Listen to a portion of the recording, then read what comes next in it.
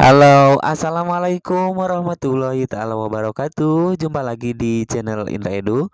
Untuk hari ini kita akan belajar bareng lagi materi mata pelajaran PPKN kelas 11 bab 6.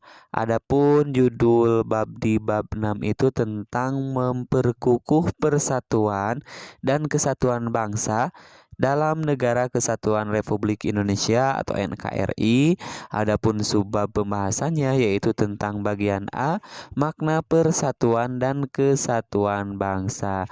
Baik, seperti biasa pada teman-teman jangan lupa tekan tombol subscribe-nya, like, juga komen dan boleh share kepada teman-teman kelas yang lainnya supaya kita bisa menebar manfaat yang lebih banyak lagi.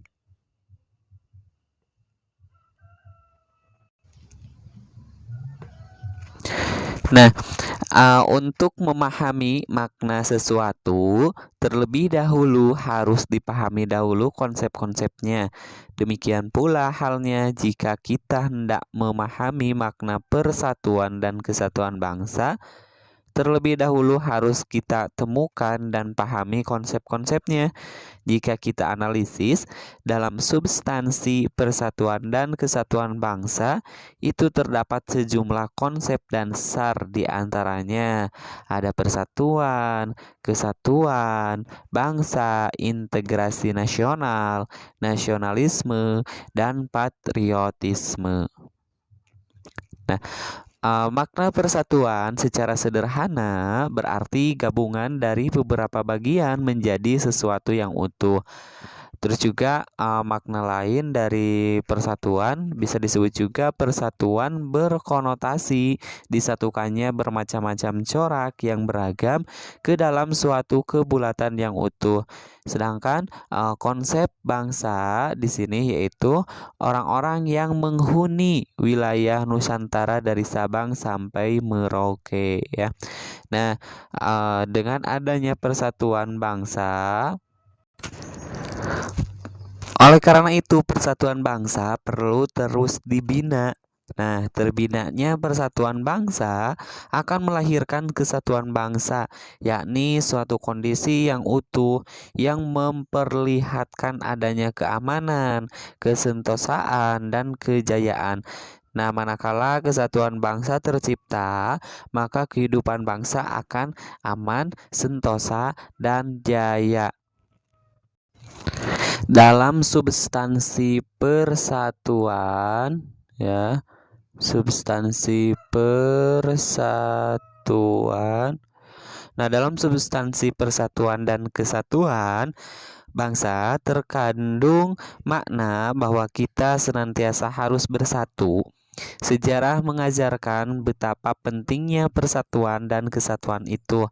Penjajah berhasil mencengkramkan kuku penjajahannya di bumi Nusantara sehingga beratus-ratus tahun lamanya. Karena kita melupakan senjata kita yang ampuh, yaitu persatuan dan kesatuan bangsa.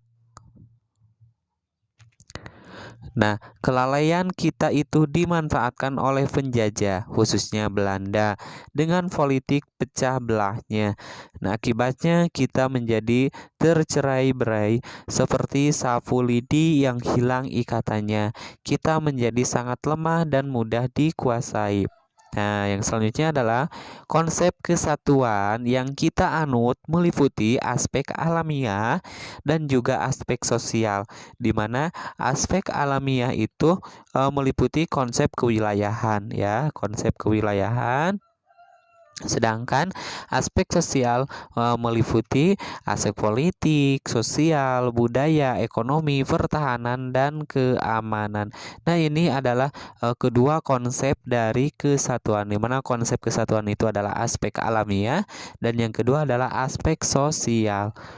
Nah, aspek alamiah atau konsep kewilayahan, kesatuan wilayah meliputi wilayah darat, wilayah laut, dan juga wilayah udara. Yang selanjutnya adalah konsep wawasan Nusantara. Negara kita memiliki beberapa karakteristik. Nah, kenapa ada konsep kawasan Nusantara? Kan kesatuan wilayah itu meliputi wilayah darat, wilayah laut, dan wilayah udara. Nah, kebulatan ini sesuai dengan politik kewilayahan yang kita anut, yakni apa? Yakni wawasan Nusantara. Nah, berdasarkan konsep kawasan Nusantara, negara kita memiliki beberapa karakteristik sebagai berikut. Yang pertama adalah negara kepulauan, yang artinya adalah suatu wilayah lautan yang ditaburi pulau-pulau besar dan kecil. Yang kedua, dari konsep wawasan Nusantara itu adalah konsep utamanya adalah pemanunggalnya wilayah laut, darat dengan wilayah udara. Terus yang ketiga adalah laut atau perairan merupakan wilayah pokok, bukan merupakan wilayah pelengkap. Yang terakhir adalah laut merupakan bagian yang tidak terpisahkan dari daratan, bukan pemisah antara daratan dan pulau yang satu dengan yang lainnya. Nah, itu keempat adalah konsep wawasan Nusantara, negara yang kita anut gitu ya. Yang selanjutnya, nah bagaimana dengan perwujudan konsep kesatuan bangsa dalam aspek sosial? Kalau tadi adalah dalam aspek kewilayahan, kalau sekarang adalah dalam aspek sosial ya. Dalam aspek sosial, perwujudannya itu seperti apa? Nah, dalam aspek sosial, kesatuan tersebut diwujudkan dalam beberapa aspek kehidupan. Yang pertama adalah pewujudan Kepulauan Nusantara sebagai satu kesatuan politik. Nah, berarti perwujudan dalam bidang politik. Yang pertama adalah keutuhan wilayah nasional dengan segala isi dan kekayaannya merupakan satu kesatuan wilayah, wadah, ruang hidup, dan kesatuan mitra seluruh bangsa serta menjadi model dan milik bersama bangsa. Yang kedua adalah bahwa bangsa Indonesia yang terdiri dari berbagai suku dan berbicara dalam berbagai bahasa daerah, memeluk dan meyakini berbagai agama dan kepercayaan terhadap Tuhan Yang Maha Esa harus merupakan satu kesatuan bangsa yang bulat dalam arti yang seluas-luasnya, atau terdiri dari berbagai suku, bahasa daerah gitu ya, banyak bahasa daerahnya, dan memeluk agama yang nantinya menjadi suatu kesatuan bangsa yang bulat dalam arti yang seluas-luasnya. Yang ketiga adalah merasa satu, senasib dan sepenanggungan dan setanah air. Itu secara psikologis ya, bahwa Indonesia harus merasa satu, senasib, sepenanggungan, berbangsa dan setanah air, serta mempunyai satu tekad dalam mencapai cita-cita bangsa. Yang keempat adalah bahwa Pancasila adalah satu-satunya falsafah serta ideologi bangsa dan negara yang melandasi, membimbing, dan mengarahkan bangsa menuju tujuannya. Terus juga yang kelima adalah kehidupan politik, satu kesatuan yang diselenggarakan berdasarkan Pancasila dan Undang-Undang Dasar 1945.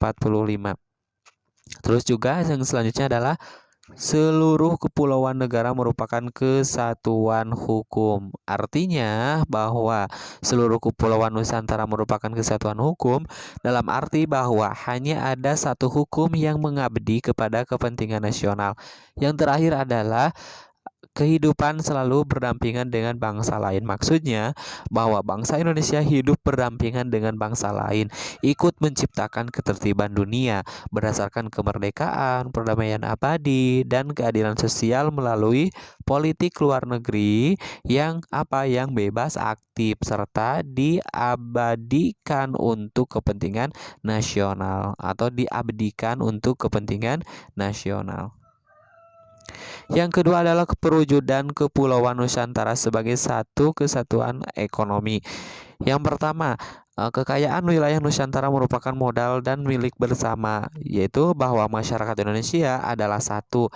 Kehidupan bangsa harus merupakan kehidupan yang serasi dengan tingkat kemajuan masyarakat yang sama, atau juga bahwa kekayaan wilayah Nusantara baik potensial maupun efektif adalah modal yang dimiliki bersama ya. Keperluan hidup sehari-hari harus tersedia merata di seluruh wilayah tanah air.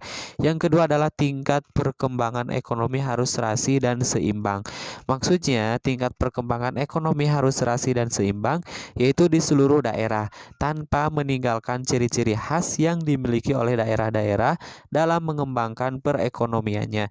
Yang terakhir adalah kehidupan perekonomian merupakan satu kesatuan ekonomi yang diselenggarakan sebagai usaha bersama berdasar asas kekeluargaan yang ditunjukkan bagi kemakmuran rakyat. Yang ketiga adalah perwujudan Kepulauan Nusantara sebagai satu kesatuan sosial budaya. Nah, yang ketiga berarti dalam bidang sosial budaya ya. Yang pertama, bahwa masyarakat Indonesia adalah satu, kehidupan bangsa harus merupakan kehidupan yang serasi dengan tingkat kemajuan masyarakat yang sama, merata, dan seimbang, serta adanya keselarasan kehidupan yang sesuai dengan kemajuan bangsa. Yang kedua adalah budaya Indonesia pada hakikatnya adalah satu. Maksudnya bahwa budaya Indonesia pada hakikatnya adalah satu. Corak ragam budaya yang ada menggambarkan kekayaan budaya yang menjadi modal dan landasan mengembangkan budaya bangsa seluruhnya, yang hasil-hasilnya dapat dinikmati oleh seluruh bangsa Indonesia.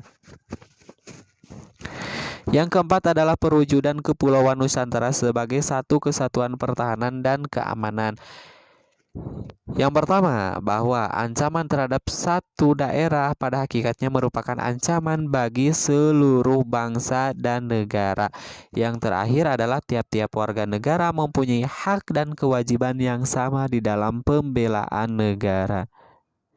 Nah, nilai-nilai yang terkandung dalam nasionalisme dan patriotisme apa saja nilainya? Yang pertama adalah pro patria dan primus patrialis, yaitu mencintai tanah air dan mendahulukan kepentingan tanah air. Jadi di sini harus garis bawahi adalah mencintai dan mendahulukan kepentingan tanah air. Terus juga yang kedua adalah jiwa solidaritas dan setia kawan. Yang selanjutnya adalah jiwa toleransi dan tenggang rasa antar agama, antar suku, antar golongan, dan antar bangsa. Yang keempat adalah jiwa tanpa pamrih dan tanggung jawab. Yang terakhir adalah jiwa kesatria dan kebesaran jiwa yang tidak memandang unsur dendam. Nah, sikap atau nilai-nilai yang terkandung dalam nasionalisme dan patriotisme ini harus senantiasa ditanamkan dalam diri kita, harus senantiasa ditanamkan dalam jiwa kita itu ya. Semoga bermanfaat. Sekian dan terima kasih. Saya akhiri. Assalamualaikum warahmatullahi taala wabarakatuh. Sampai ketemu di video pembelajaran selanjutnya.